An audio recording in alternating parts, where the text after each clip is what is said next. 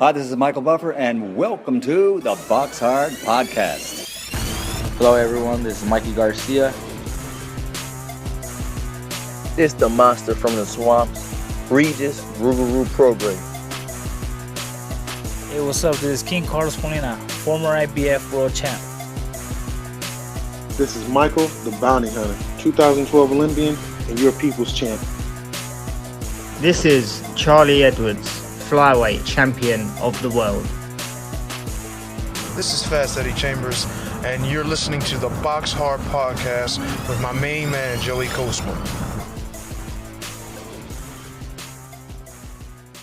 Hello everybody and welcome to episode 422 of the BoxHard Podcast. I'm your host Joey Coastman.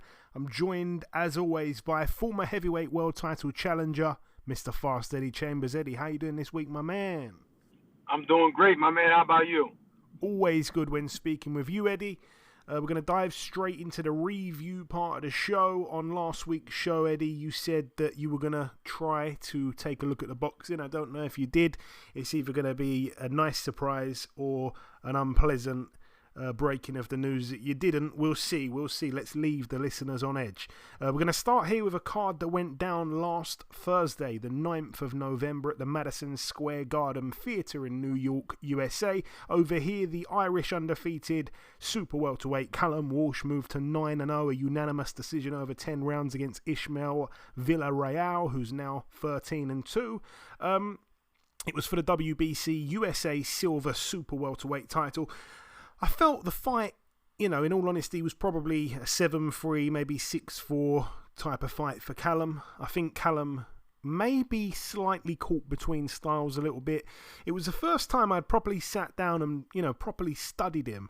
I think he's got a lot of tools. He's got great feet, but he only seems to use them defensively rather than offensively, if that makes much sense. I think he's got good power, he's got good hand speed, good boxing IQ, good stiff jab when he used it, good head movement. And he came up against a very game opponent in Villarreal who gave him a real test. Villarreal just kept coming and coming. He was hurt a couple of times, but he still kept coming. It was a great fight, actually. I think Callum will learn as well a lot from that, and I think he'll improve. And he's definitely not the finished article just yet, still young. But one thing I do want to note is that Walsh has a lethal uppercut. He really showed that in this fight, a lethal uppercut. But too many times for my liking, he was trying to land it out of range and he was zapping his energy. It was missing. And obviously you miss a big heavy uppercut, that takes your energy away. But like I say, I think he's going to learn from that fight there. And, he's still a young man, still settling into the pros. But yeah, impressive from him. A lot of people, kind of saying, oh, let's slow down a bit. Maybe he's not as good as the hype around him. I think that's a bit harsh. We'll have to wait and see. But impressive from Walsh, but a close fight. Villarreal, I'd definitely like to see him in with, a couple of other guys, maybe being in the away corner, providing tests. Moving now to this one, it went down in Brighton at the Brighton Centre on the Friday. This was live on Channel 5. Let's start with the undercard though. Tommy Welch with a TKO in round 4. He's now 12-0. His opponent Jonathan Vergara was the undefeated Argentine, 5-0. He was down 4 times in the fight and he gets stopped there in round 4, so a good win for Tommy Welch. Also on the card as well, Roman Fury with his first knockout win. He's 3-0 with 1 KO, a third round TKO for him against Bradley Davies, who's now 1-6 with a draw. Davies down prior to the stoppage. Was a good shot actually to end things from Roman Fury.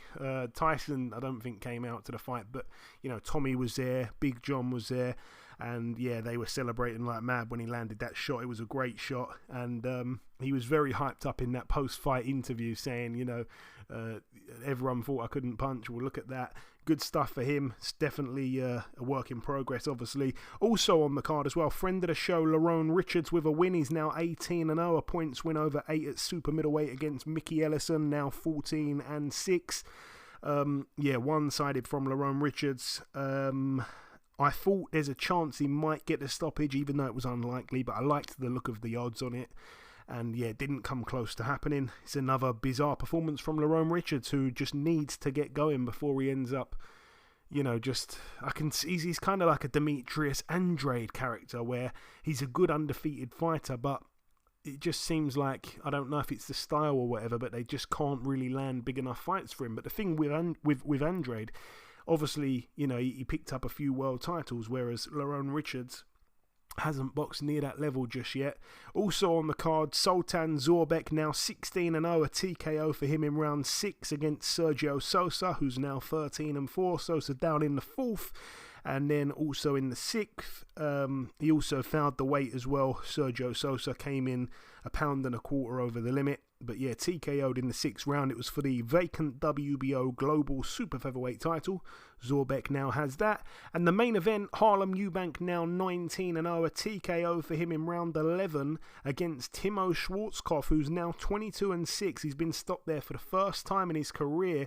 It was for the WBO Global Super Lightweight title, which was vacant. I've got to say, I was really, really impressed with Harlem Eubank here. I thought he'd win. I thought he'd win on points. I mean, he's not really known as a massive banger. I think he was 18-0 with, I think, 7 KOs, and on paper this was the toughest fight of his career. Let's have it right.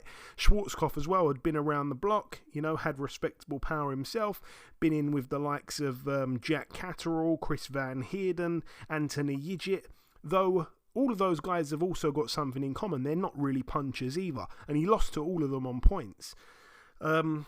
But yeah, got in there with Harlem Eubank. He was hurt early on.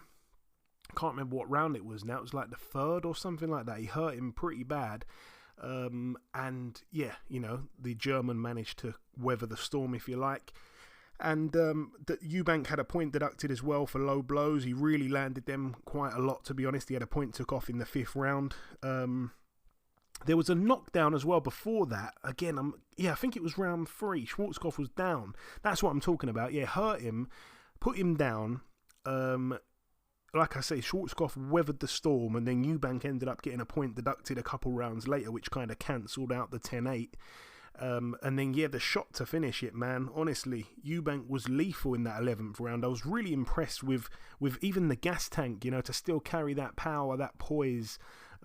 It's clear to see that Harlem Eubank is supremely gifted when it comes to his athleticism, the movement. It's natural. He's very athletic. You can see that. The way he moves, like I say, the head movement, the understanding of range, the quick foot speed. He's got a lot there.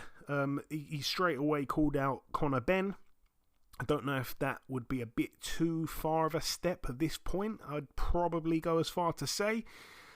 Not that I think Ben is this world beater like some people do, but I think that might be a bit too far of a step for Harlem Eubank. I think it'd be interesting, but I just think Ben might hit a bit too hard. But look, all the best to both men. If that fight were to happen, I'd be cheering for Harlem. So all the best to him going forward, and it was a career best win for him. Really happy for him. I think he lost his father about 5 or 6 weeks ago, so that's got to be very tough. When you're in training camp and then your father passes away, it's got to be real tough. There's been a few passings, sadly, in the Eubank family recently. So yeah, all the best to him. He's now managed by Chris Senior, which was quite interesting. Made for an interesting post-fight interview when Chris Senior left behind his kind of posh accent. That accent he speaks with that makes everything sound pretty sophisticated. Well, he left that behind to drop a bit of patois in there, a little bit of, I can't remember what he said now, the golden dreadlocks, I think he was saying, which was quite funny.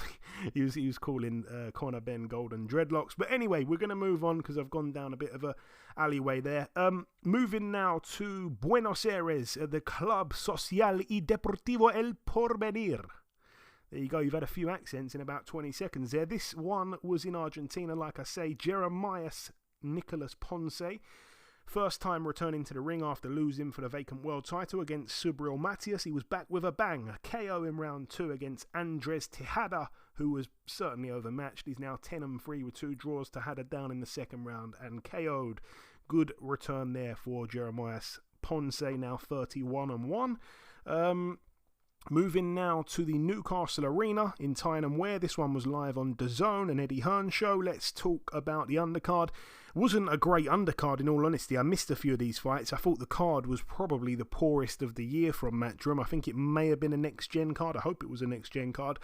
Anyway, on the card, Callum French lost his O. He's now 4-1. He was TKO'd in the 8th and final round by Jeff Ofori, who was a sizable underdog.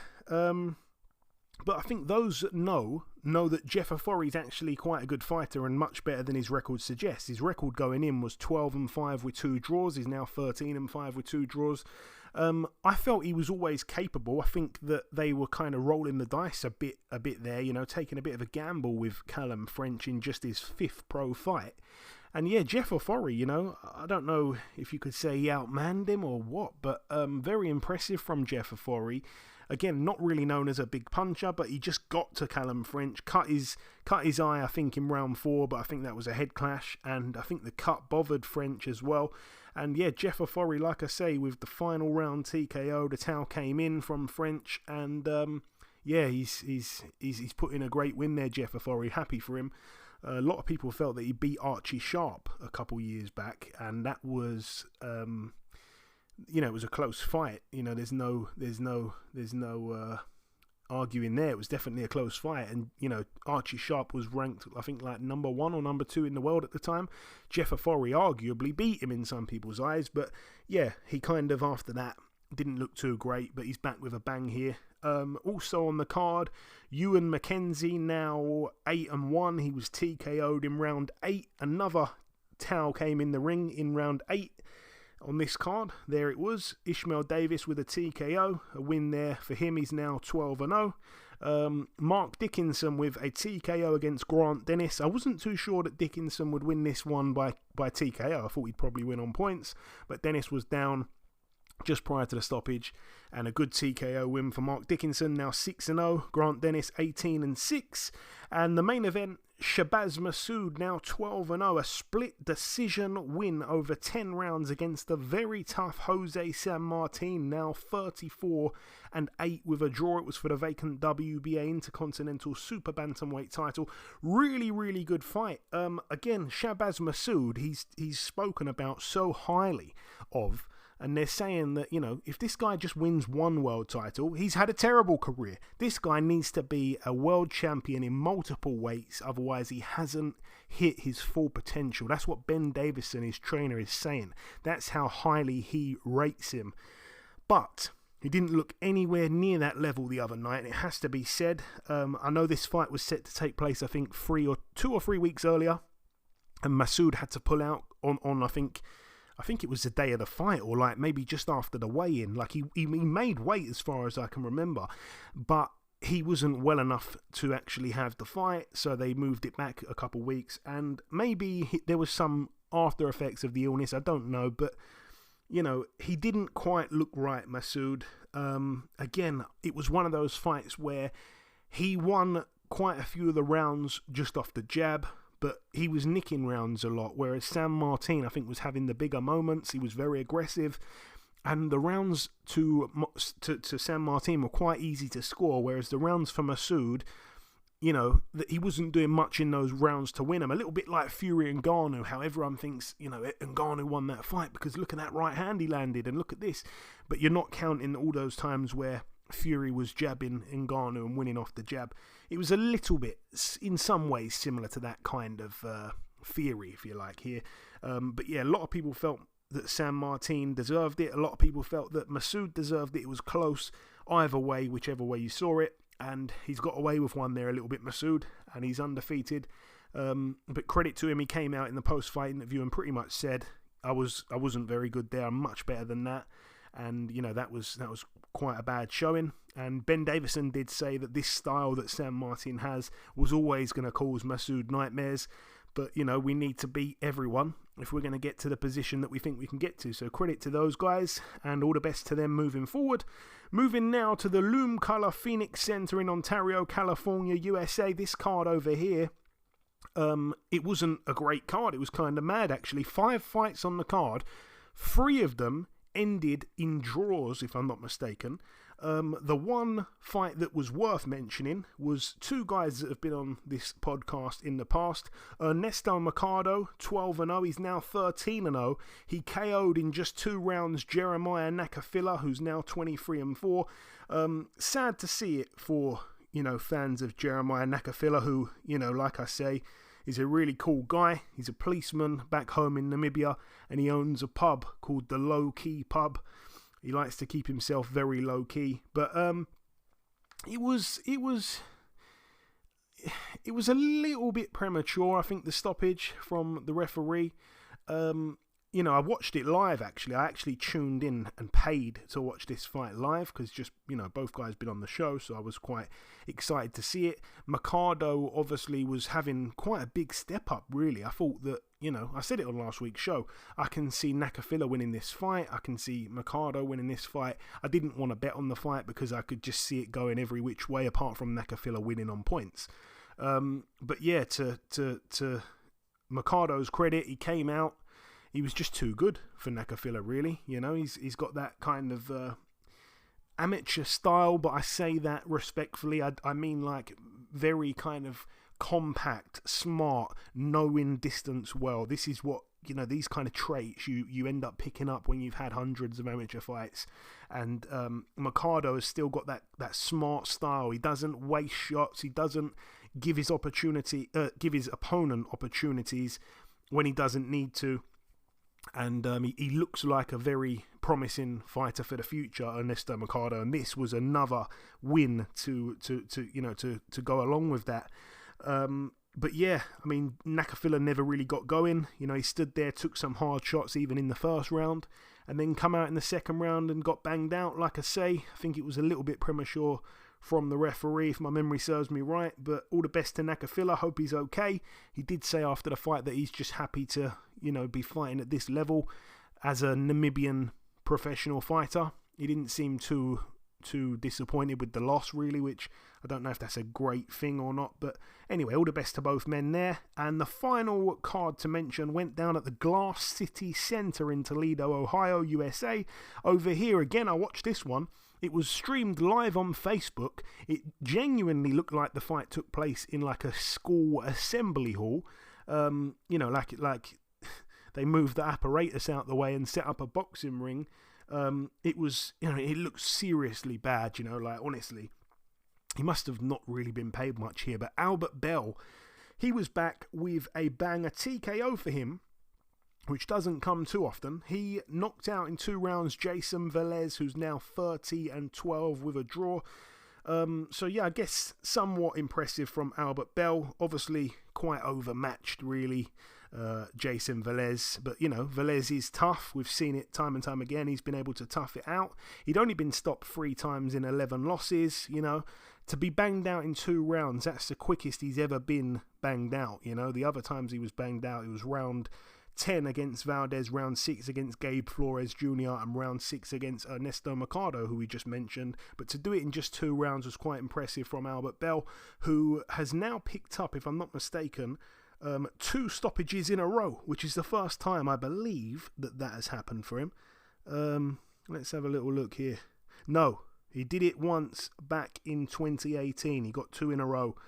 That's the best he's ever done. So hopefully he wins his next fight by a knockout and extends that streak. But I'm really happy for him because he's another guy who's had quite a tough year. And I'm happy that he's ending things on a positive note with a good win and a good method of victory. But anyway, that brings the review part to a close. I'm going to assume, Eddie, that you didn't get time to watch anything. Yeah, honestly, man, we were planning on watching. I know I was planning on watching fights, but just got crazy for me this weekend with me working and training people. And me and Ant been doing a lot of work recently with videos and content. And we ended up running into this issue with, YouTube. And it kind of just, we've been going live every single day. So it was just so much. But we've been obviously talking about boxing, but obviously the high profile fights. So I really just wasn't able to watch it live. And I didn't even get a chance to, put it up on the screen to watch it because every moment of my day has been literally accounted for.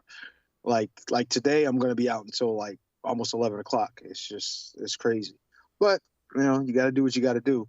And but we will be watching the fights this weekend, including the fight that's coming this Thursday. So there's no need to worry, Joe. We're gonna have a lot of content for the following week. Trust me.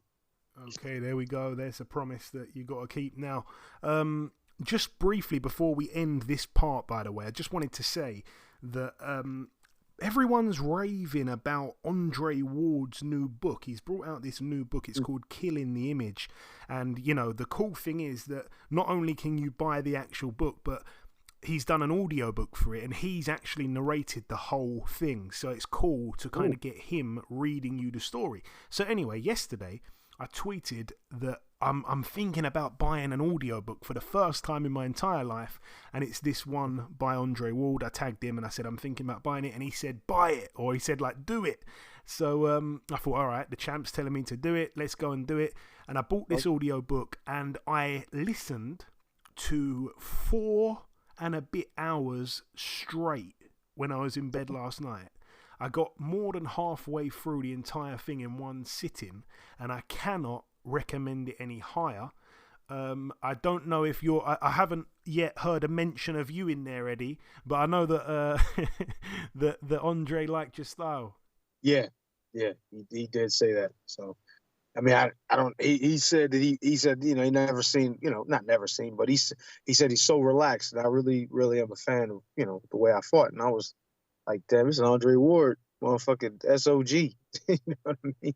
Well, he's big time, guy. Even though at the time I was, still at the top, moving up to the top. And actually, I don't think I fought for the title yet because we were under the same umbrella, as far as promotion. And he was really complimentary. So I'm like, damn, this is really a cool thing to be a part, to have him say something like that. Us being a part of the same team. He is always a real good dude. And I always respected him a lot, regardless of what. There's a lot of stuff out there about him, and a lot of people didn't like his style and the way he fought. But hey, to be able to retire undefeated and actually stay freaking retired is an accomplishment, and he got what he wanted out of the sport. Absolutely, he did.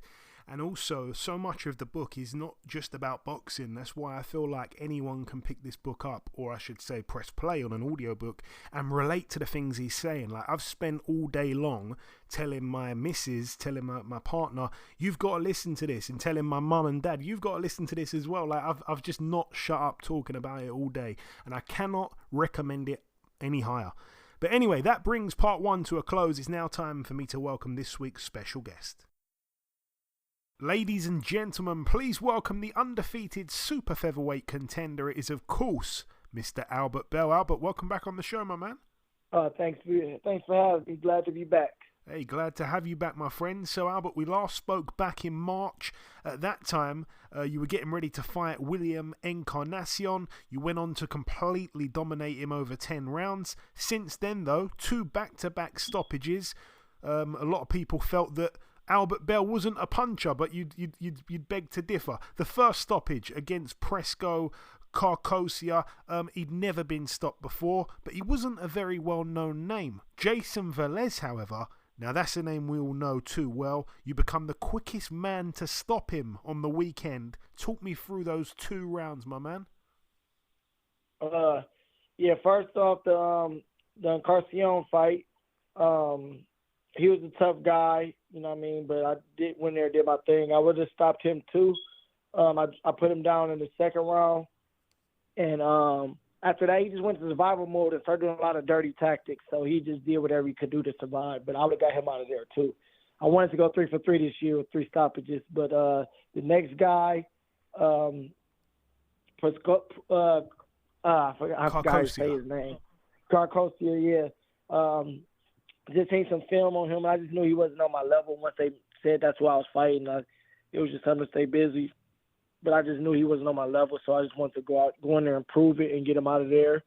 I seen him when I would feint or throw my jab. He would like duck down, so I feinted like I was about to jab, and he ducked right down. I hit him with left uppercut, and that dropped him. And then after that he was pretty hurt. So after that I just poured it on him, and then his corner stepped in. And this weekend, Velez, man, I'm just trying to put stamps, you know what I mean? trying to just show that I am the best 130-pounder in the world and I deserve my title shot. So whoever they put in front of me, I'm just going to dominate them until they give me what's mine. So Velez, I know he's a tough guy. He's a veteran. I actually thought it was going to be a little more difficult than that, but I just caught him in the first. I caught him good in the second round, and he got up, poured it on him some more, and then hit him with a big left hook, and that was it. Yeah, that was it. And you said there you expected it to be a little tougher. I expected it to be a lot tougher. I thought it could, potentially go to the decision. Yeah, Velez, may not be in the best form right now, but he's still a really tough guy. Some people on Twitter were heavily betting on you to win by stoppage. They were really confident. How confident were you that you'd get the stoppage within the 10 rounds? I was pretty confident. I thought I'd get him around 6 or something like that. Like, my hands are really healthy right now. And that was the only thing that was setting me back. I always could punch, always could hit. I either drop or hurt everybody I fight. Like, I'm going to drop you or I'm going to hurt you. It's just, can I finish? It's my hands holding up to finish. But now, ever since I seen the hand doctor last year, my hands aren't good. So everything's clicking where it's right supposed to, where I can start getting these guys out of here. And I'm always going to be a fighter that was going to start stopping guys the more the rounds went, the 12-round fights and the better competition. Because that's the type of fighter them the type of fighters I prepare for more than the guys that's as soon as they get frustrated, they just go into survival mode. I'm gonna get the stoppage guys that's actually coming to compete and try to win, because that's when my traps and opening and counter shots and stuff is gonna really, be on full display. So I was confident I was gonna stop for this. And yeah, like we say, 2 stoppages in a row now. You wanted 3 for free. You had actually put together 2 stoppages in a row back in 2018. I was going to ask, maybe is the power just starting to come through a bit more now? But it sounds like what you pretty much just said there. If your hands are 100% and you've got enough time in terms of rounds, then we're going to see stoppages from you. For sure. I'm grown, man. I'm a full grown man now, so... everything's just, like I said, everything's just coming in at the right time for me, I believe. It's all God's plan. That's how he wanted it. That's how he mapped it out. So it's all just coming full tuition for me. Excellent, man. And it's a really big 7 days for you, because you just fought on the weekend. Now, in just a matter of hours, we're going to see the WBO Super-Featherweight title contested for between Emmanuel Navarrete and Robson Conceicao. You're ranked number 1. You should get a shot at the winner, or maybe a vacant shot if one of them decides to vacate and move up. How do you see their fight going? And I'm sure you're going to be tuned in. Yeah, I'm definitely tuned in. I just finished watching the weigh-ins, actually, right before I got on the phone with you. I was watching the weigh-ins.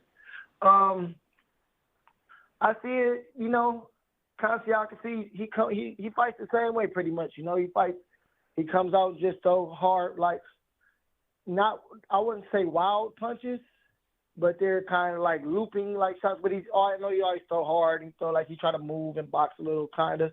And, Navarrete is coming with his unpredictable style, so Navarrete could get caught with a big shot or something like that, but that's the only really chance I give Conceicao in this fight for real. Is like a puncher's chance, but I think Navarrete goes there and he should have a successful defense. Yeah, I agree. I think it's going to be a good one, though. It always is with Navarrete. If Navarrete were to win like we both expect him to, are you expecting him to vacate? Yeah, I'm expecting him to vacate. I think he's going to go up. I think he's going to try to fight Shakur Stevenson if he wins. So I kind of think he'll go up. And then, yeah, you would get the shot at the vacant title. And am I right in saying, and it seems like a bit of a mess. Obviously, Archie Sharp's a good friend of mine. He's gone down to 3rd now. Liam Wilson, I think, is number 2. So I'm right in saying it would probably be you and Liam Wilson for the vacant title. I really don't know. I think it might be me and Archie Sharp, though. I don't know. I know we had agreed to it.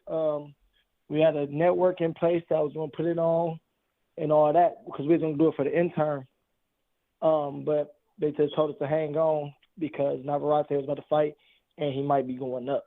So they just said hang on for a second to see, and then come back to the drawing table. And then if he goes vacant, then we'll figure out who I'm fighting, whether it's Liam Wilson or Archie Sharp or whoever, one of these guys in the top 5. I'm not 100% sure how it's going to work.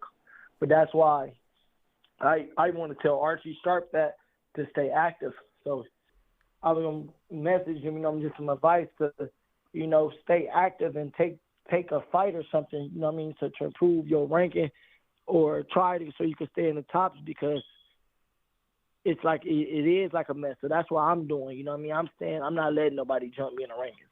I'm not sitting around getting active so one of these guys could have a fight or a big fight and then they jump me in the rankings. So that's what I would tell him to do the same advice. Just stay active as much as you can, because Liam Wilson hasn't fought since Navarrete. That'd be in 2 months. That'd be a year. Since they fought. So he definitely, if he gets another win or something, he could get back up in that number 2 spot or whatever the case may be. So that would be my advice to him until everything gets sorted out, so he could be in that position.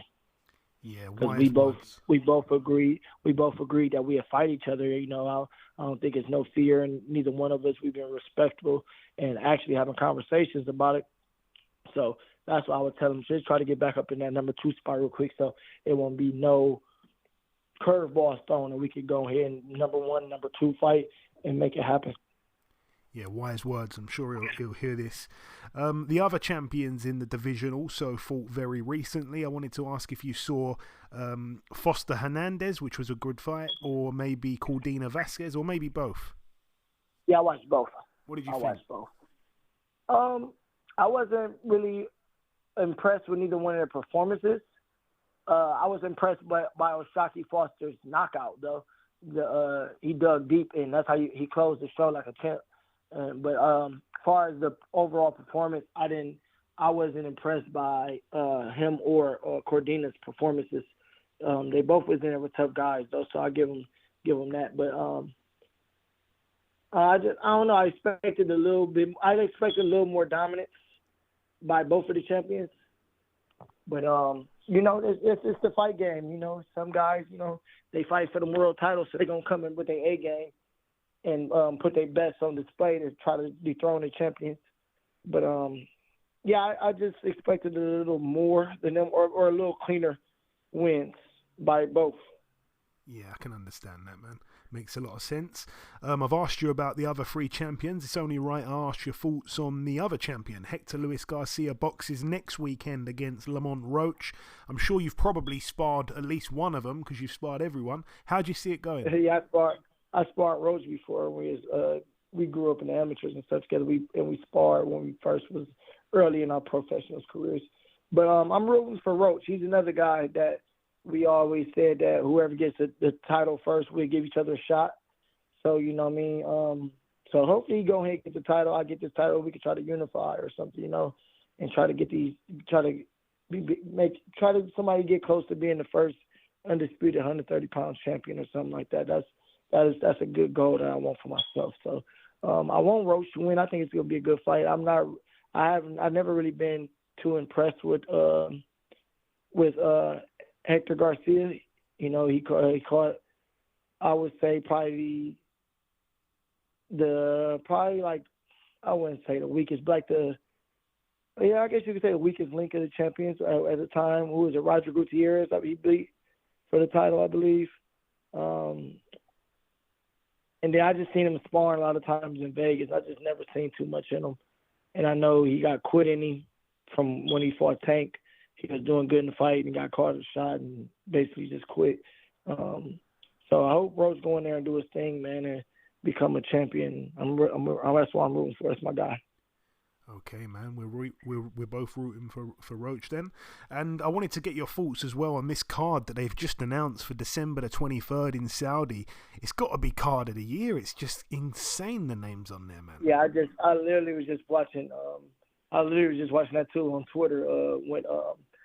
With Jared Miller was arguing with Anthony Joshua and Deontay Wilder, and I was just cracking up laughing at that. But yeah, that's gonna be a heck of a card. That's like a super card. So that's crazy. That card fire.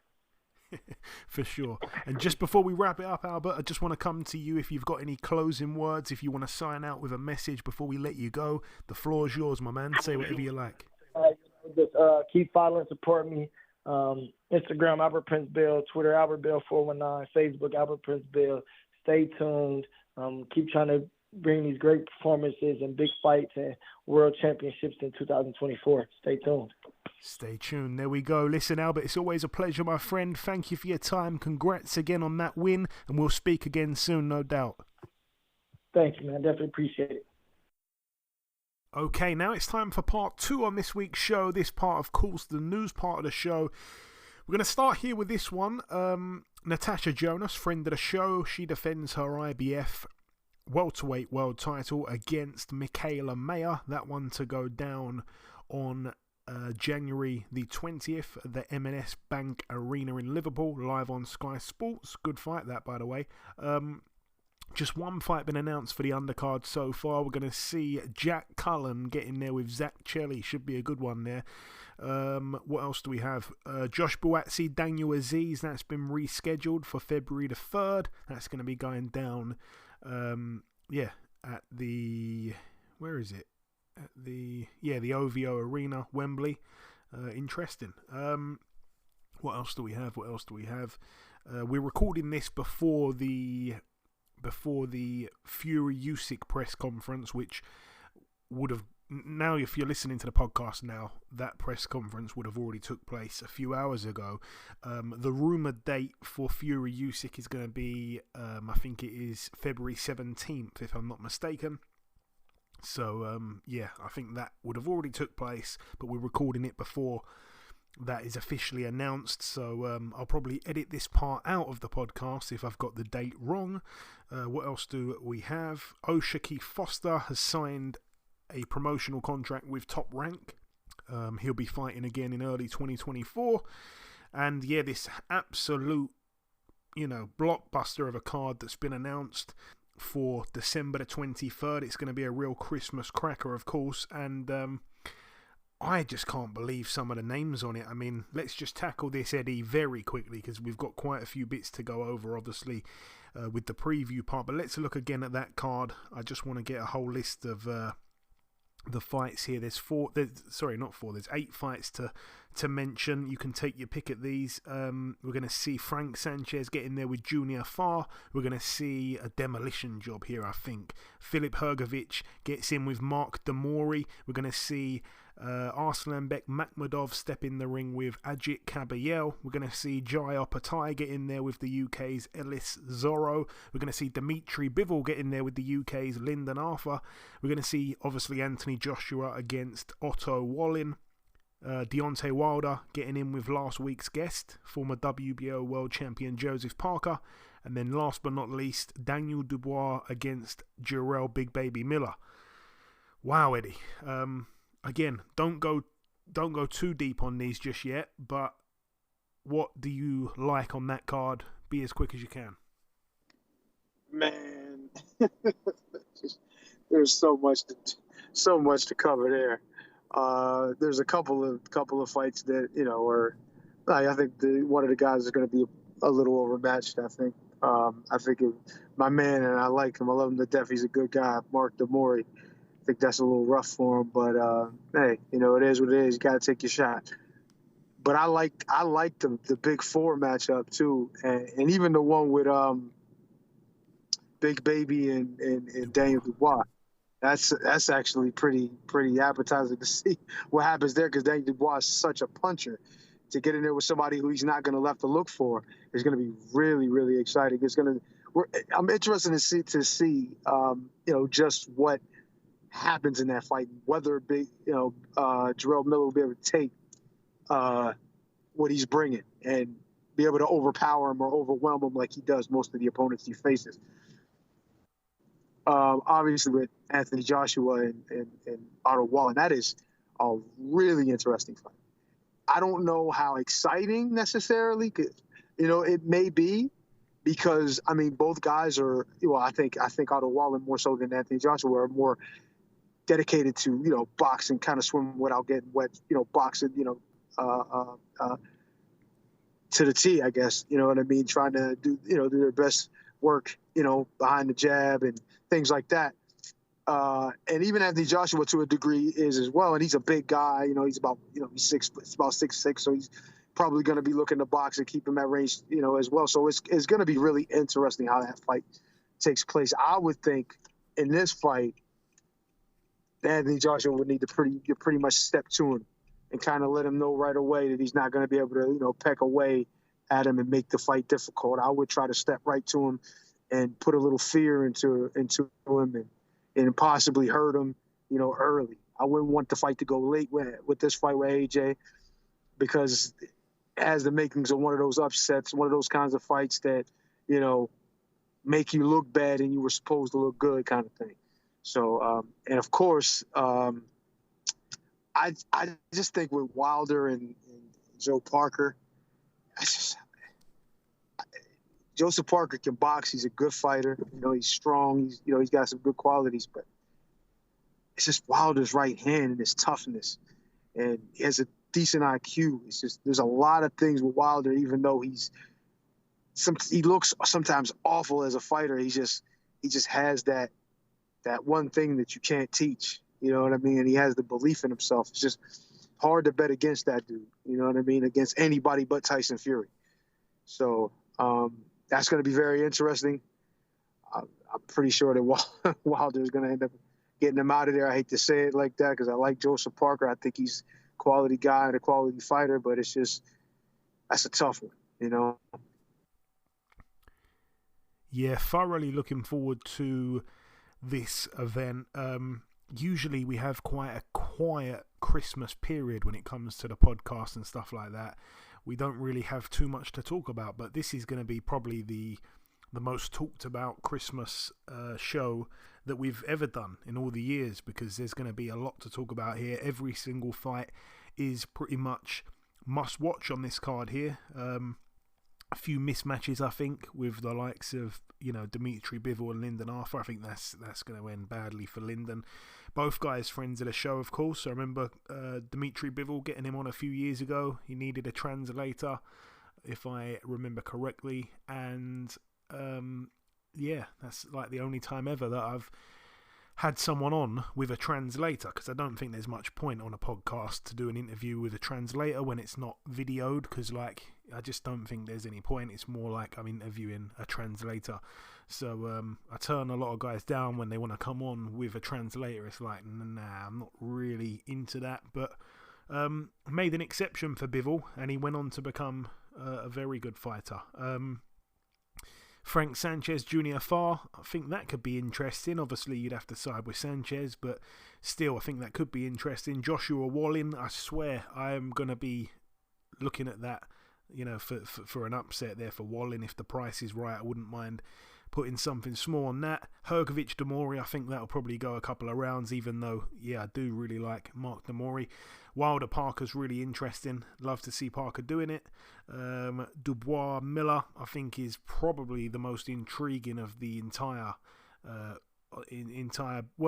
Joshua Wallin's going to be good, but Dubois Miller is right up there as well. Jai Opetaia against Ellis Soro, another kind of mismatch there. And Makhmudov against Kabayel. Kabayel's undefeated. He's got good feet, and when he wants to, he can box. But he's getting in with a killer in Makhmudov, who will be a much bigger man, and I'd expect another early finish. But still cannot wait for that one. But anyway, that's a lot of time that we've spent there talking about the news stuff. Let's move straight on now to the preview part. This one goes down later tonight. It's going to be live on Sky Sports. I think it comes on at 1 a.m. if I'm not mistaken. But it's going to be live on ESPN in the USA. Let's start with the undercard. Few good fights here. We're going to see Emiliano Vargas, one of the many sons of Fernando Vargas. He's 7-0. He gets in with Brandon Mendoza, who's 6-2. That's over 6 rounds there. We're going to see Abdullah Mason, who is 10-0, getting in with Jose Cardenas, who's 7-1. Not been stopped in that one loss, but they're expecting Mason to stop him, even though it's only a 6-rounder. I think I've put a small little bet on Mason to win that on points. But anyway, Troy Isley, friend of the show, 10-0 in an 8-rounder here at middleweight against Vladimir Hernandez, who's 14-5, caused a few upsets in the past. Vladimir Hernandez coming off a good win against Lorenzo Truck Simpson last time out, beat Julian J. Rock Williams a couple fights before that. This is a big step up for Isley, and a lot of late money has gone on Vladimir Hernandez to pull off the upset with the bookies there. Also on the card, we should mention this one here. Brian Norman Jr., 24-0, gets in with Quinton Randall, 13-0 with a draw. Somebody's O must go. That's over 10 at welterweight. Floyd Diaz, 9-0, gets in with Max Ornelas, who's 15-1-1. That's over 8 rounds. And yeah, the two main fights on the card. Eddie, let's keep it brief because again there is a lot to go over. Emmanuel Navarrete, 38-1, defending his WBO World Super-Featherweight title. We just spoke to Albert Bell a few moments ago. He's the number one challenger, the number one ranked guy with a WBO for this title here, and he just said to us that he expects Navarrete to vacate if he beats Conceicao, and he'll probably fight for the vacant belt. So he'll be, as he said, tuned into this fight here against Robson Conceicao, who we've seen enough times to kind of know what he brings to the table. A good fighter, very unlucky against Oscar Valdez, controversial loss, but got completely dominated by Shakur Stevenson. And yeah, hasn't done anything since. Had one fight that ended in a no contest after 2 rounds. I can't remember what happened there. That was back in June. And here he goes straight in with Navarrete, who gave us one of the fights of the year back in August. Not too long ago. It was a real war against Oscar Valdez. But yeah, one that Navarrete came through again. And he's still on that mental streak. I can't remember how many wins he's put together now. Yeah, 1, 2, 3, 4, 5, 6. He lost in his 6th pro fight. Since then, he's put together 33 wins, if I'm not mistaken. So he's on a heck of a run. But how do you see that one going, just briefly, Eddie? I mean, just looking at the recent form, both fighters, I've seen a good bit of Navarrete, and I really respect what he does. His game, he's got a deep game. He's tough. I would favor him in this fight. It's going to be very interesting. He ain't got a dead guy in front of him. You got somebody who's coming to come in to win, but it's going to be very, very interesting in my opinion. Yeah, should be a good one.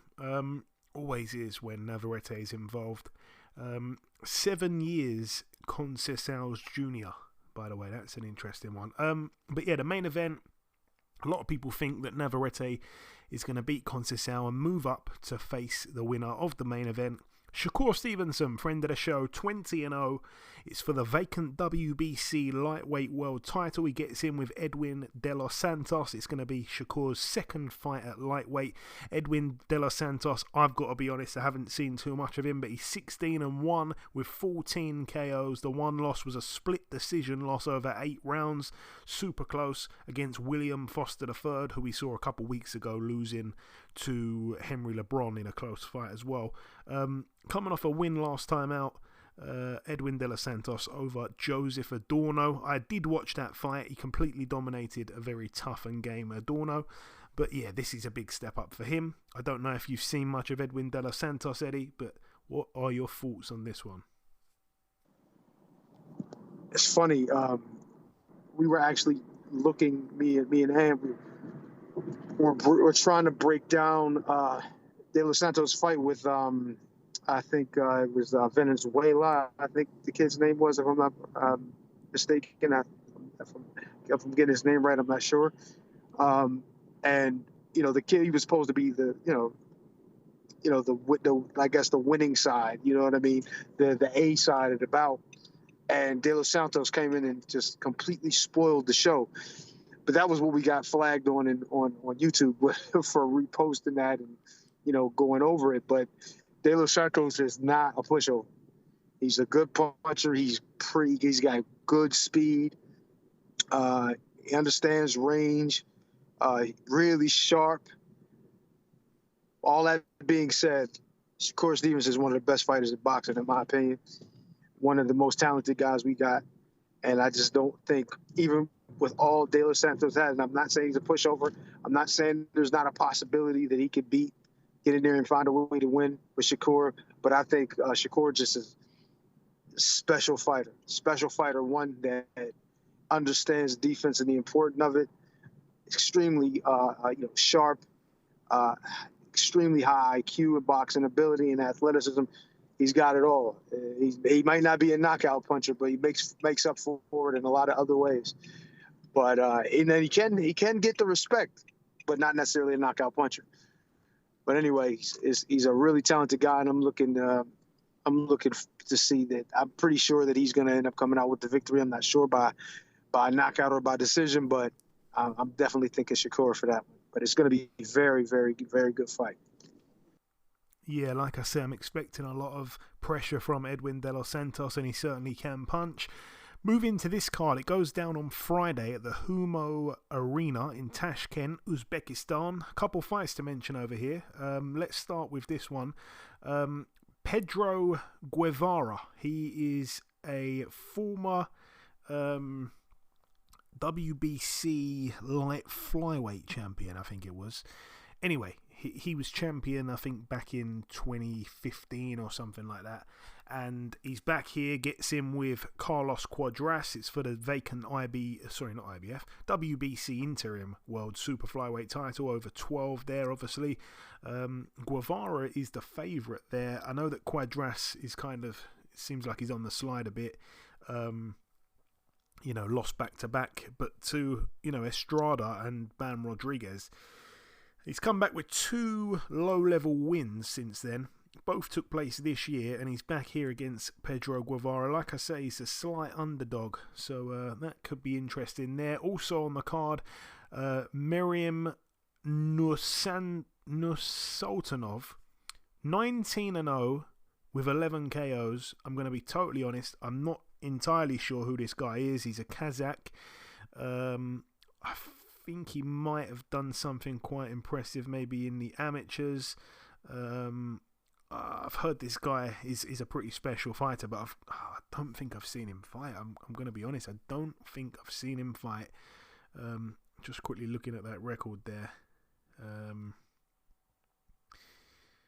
Beat Marcelo Casares over 10. He's boxed Andrei Sorokin. Okay, got a stoppage against him. Yeah, I don't really know this guy, but anyway, gets in with Vincent Feigenbutz, who's 36-3. Usually in fun fights, only gone the distance 4 times in 39 contests, so he either bangs you out or gets banged out. I think Nursultanov probably going to have a little bit too much for Feigenbutz, though. Also on this card, we're going to see Ermal Hadribij, who's 16-0 with a draw. It's for the WBC International Super Welterweight title. He boxed a couple of guys. He's another guy, from Albania, based in Miami Beach, super welterweight, southpaw. I don't know if he did big things as an amateur or not. You see a lot of these guys, boxing on these Uzbekistan shows who were just unbelievable amateurs. But anyway, he gets in with friend of the show, former world champion Carlos Molina, 38-13 with 2 draws. You'd expect this fight to probably go the distance. Hadribij isn't that much of a puncher. Carlos Molina still never been stopped in his 13 losses. I'd love to see him pull it off. Also on the card as well, we're going to see... should you mention that one or not? Nah. Okay, moving to this one then.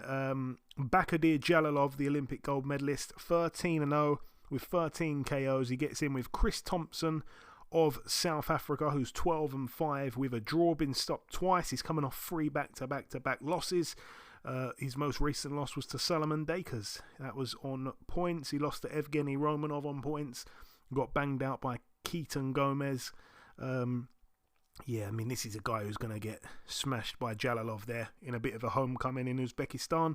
Moving now to the Manchester Arena. This one goes down Saturday, so there's boxing Thursday, Friday and Saturday.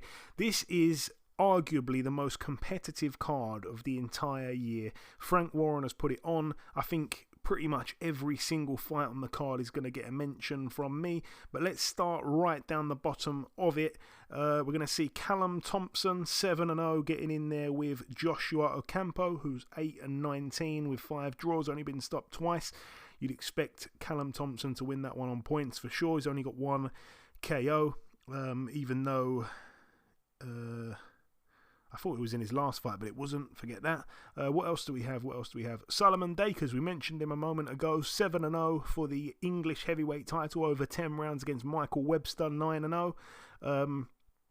Solomon Dakers, I've said it many, many times, bores me to death. I hate to say that. I hate to be negative about, a heavyweight, a big English heavyweight who's technically quite sound, but he's super boring to watch. Only 2 KOs. He gets in with this guy, Michael Webster, 9-0, 6 KOs. I'm hoping that Webster's power can make this a bit more interesting. Hopefully it's a good one, but I don't have much faith.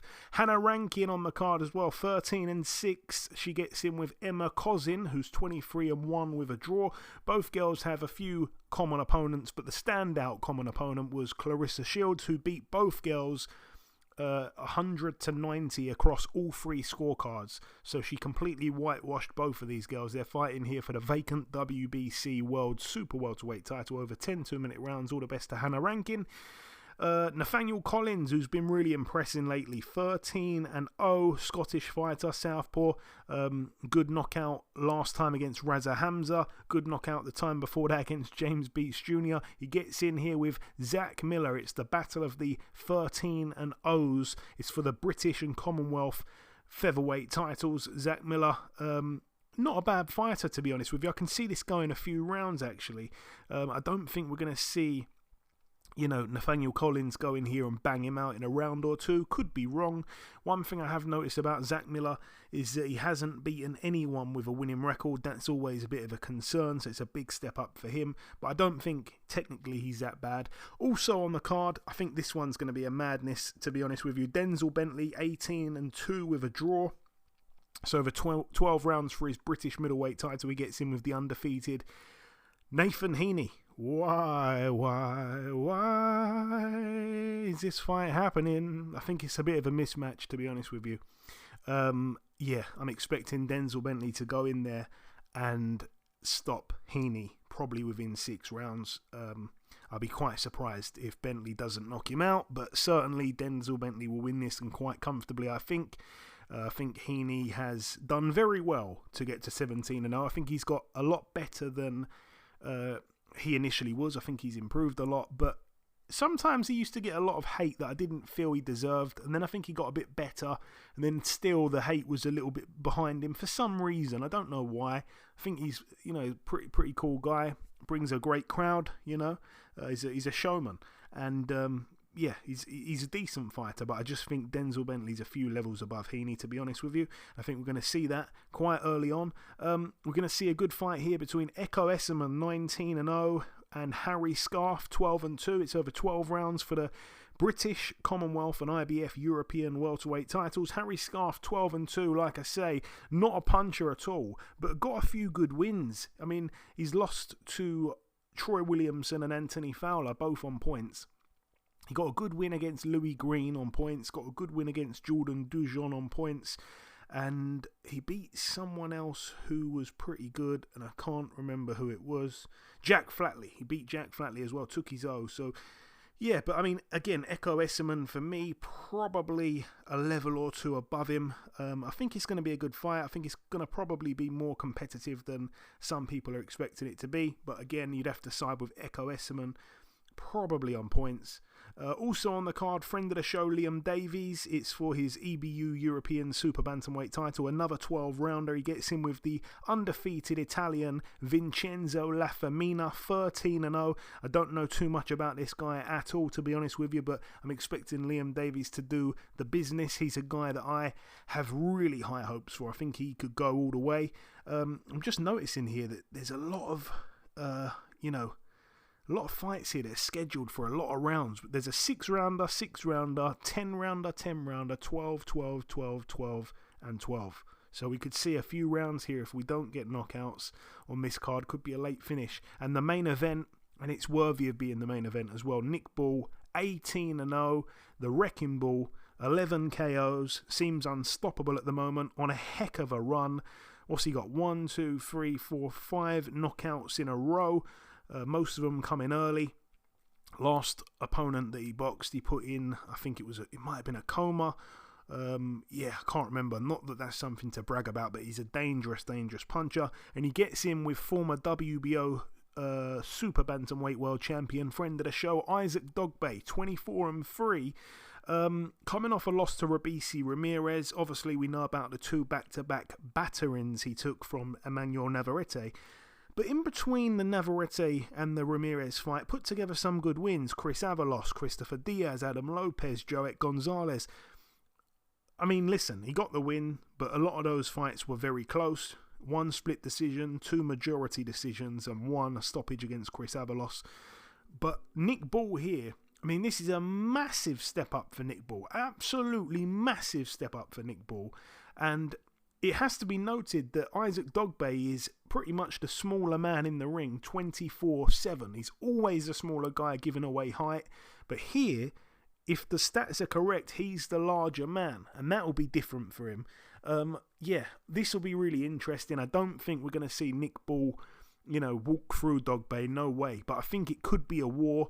And I would love to see Dogboe pull it off. He's a friend of the show. He's a very nice guy. So it's going to be a neho from me. Moving now to the York Hall Bethnal Green over here. Friend of the show, Casey Kadami, 9-1 with 2 draws.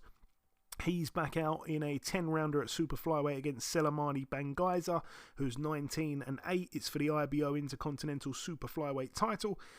Moving now to the Civic Hall in Wolverhampton, West Midlands, United Kingdom. Unfortunately, this one clashes with the Frank Warren card, but I don't think we're going to get many viewers, even though it's on Sky. So I guess we will get a few viewers because it's on Sky, but it's the card doesn't really compete with that Frank Warren card, and it shouldn't do because the fights on that card are so brilliantly well matched. But over here, we've got to mention it. We're going to see Richard Riakporth, 16-0. It's only an 8-rounder. He gets in with Dylan Bregion, who some people will know him, 13-4 with a draw. Been over here to the UK a few times. Boxed Isaac Chamberlain, lost on points. Boxed Chris Billum-Smith, lost on points. Only been stopped once. It was to Mikhail Sislak, who just knocked out Tommy McCarthy a couple weeks ago. He's a good fighter. But yeah, I'm expecting this one to obviously be quite a straightforward win for Riakporth. Wouldn't be surprised though to see a few rounds. Also on the card, this one could be interesting. Reese Edwards, 14-0, gets in there with Brad Foster, who's 15-2 with 2 draws. At one point, Brad Foster looked brilliant. I remember being there when he beat Lucian Reed. I think I was at that fight at least. They had 2 fights, can't remember which one I was at. It was a draw the first time and he beat him the second time. Whatever happened to Lucian Reed? I haven't seen him.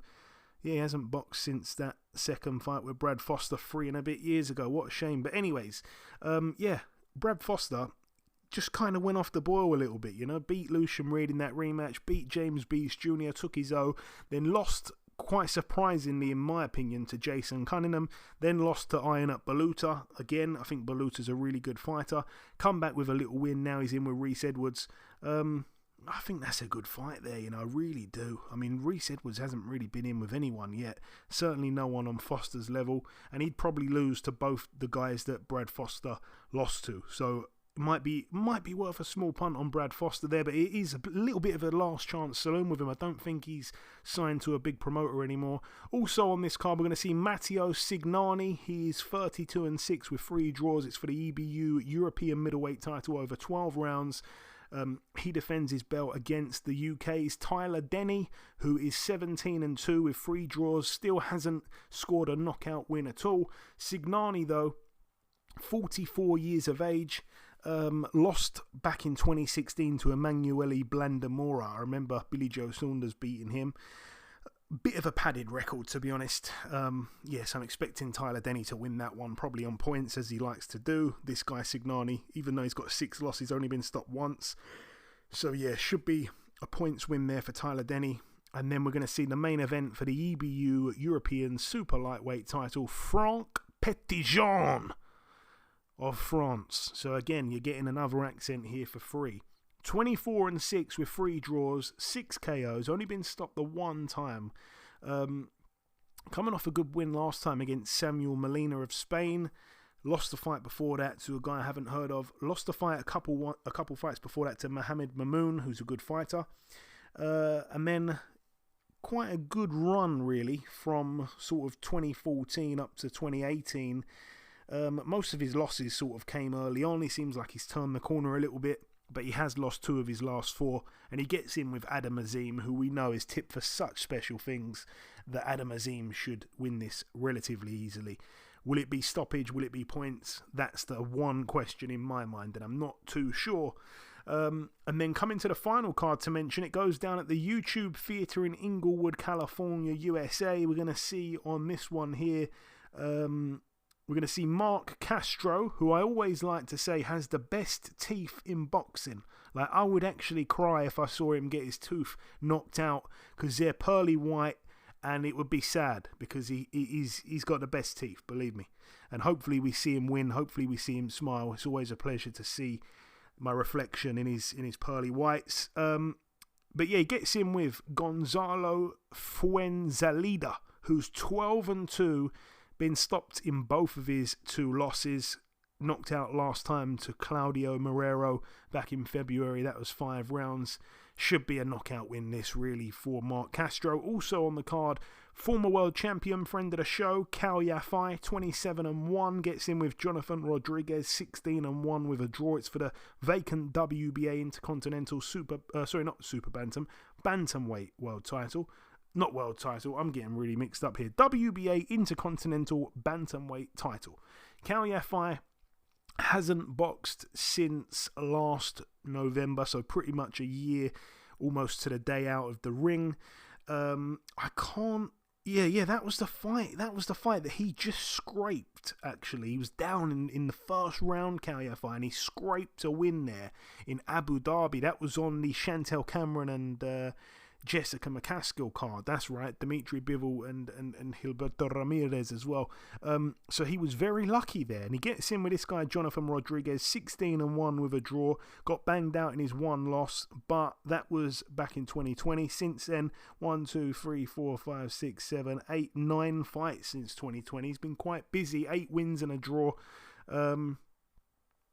I've heard that this guy is not that good, but again, it's another guy that has been kept away from the kind of big cards, so I haven't seen him. But he's with Marshall Kaufman, so I'm giving him a slight chance here. It would be interesting to see those odds. Cao Yafai, I think, is very much on the slide, even though I like the guy. Also on the card as well, we're going to see Mayalene Rivas, who's 17-4 with 3 draws. It's for the WBA World Super Bantamweight title. She gets in with Erica Cruz, who these days is 16-2. Again, could be quite interesting. I remember watching Erica Cruz against Amanda Serrano a couple fights ago earlier this year, and it was just a bloodbath. It was a really, really, really entertaining fight. But it wasn't that competitive. A lot of people expected more from her. Since then, she's had 1 fight. She beat Melissa Odessa Parker, and she really dominated her. And I think for me, that kind of told me, okay, she does still have, perhaps quite a lot left. So yeah, she gets in with Mayalene Rivas, and she's the favourite. Rivas, I think, slightly older. Coming off a draw last time, out a technical draw, so she held on to her title there. It was a clash of heads that caused a cut, and yeah, that was back in June. Hopefully she's all healed up. It was the other lady that got cut, actually, so it's not her, so she'll be fine. And then, yeah, the main event, let's just get to it. Here we go, let's sign out with this one. Diego Pacheco, 19-0 in search of win number 20. It's over 10 rounds at super middleweights for the WBC USA and WBO International super middleweight titles. And he gets in with Marcelo Coceras, who's 32-5 with a draw. I think we've already mentioned him on this week's show. He's more so known for his losses, but his losses have been very, he's always tested the guy that's beaten him. Got in there with Billy Joe Saunders, was winning, I think, that fight on 1 or 2 scorecards until he got stopped in the 11th round. Lost a split decision to a guy he'd previously beaten, which was a bit weird. Got in there with Edgar Berlanga and put Berlanga down. And of course, he didn't get knocked out. That was another time where Berlanga couldn't get the knockout, and he actually put Berlanga down. The fight after that, lost quite wide to Eric Bazinian in Canada, even though it's hard to win rounds over there with their judging when it comes to Eric Bazinian. And then we mentioned him a little bit earlier, Merim Nursultanov, who's going to be fighting in Uzbekistan against Vincent Feigenbutz. He lost to him a couple fights ago, but that one was on point. So he's a very, very tough guy. Diego Pacheco, this is a real test, actually. It's kind of gone under the radar a little bit. I mean, it's on DAZN, so a lot of people are going to know about it, but it's not being spoke about with some of the bigger fights. But I think it could potentially be just as competitive as some of the fights that we've mentioned earlier on. It will be a test, and Pacheco, he's so used to getting the knockouts. I don't know if he's going to be able to get it against Caceres. Obviously, Pacheco's so big as well for the weight. Might be able to get to him, but it's going to be interesting while it lasts, and he won't have it easy. I don't think he's going to just go in there and walk through him. I think Caceres is going to hang in there and, ask a few questions of Pacheco. It's a fantastic fight for a guy that's learning on the job, and that's what I think they're doing with Pacheco. Could be his 20th win here. So yeah, I'm going to be definitely staying up for that one to watch it live. And that brings the preview part to a close. Don't know if you wanted to add anything, Eddie. I know you spoke about the news part mainly, but and obviously the Shakur Stevenson card. Anything else to add before we wrap it up, my man? Nah, man. I think we just about covered everything. Yeah, we covered everything. I think you did a good job with it today, Joe. There's a lot to go over, and we got it done. There we go. We got it done. Well, there we go. That brings the preview part to a close. It's now time for me to come in with the outro, which I'll do in just a few seconds.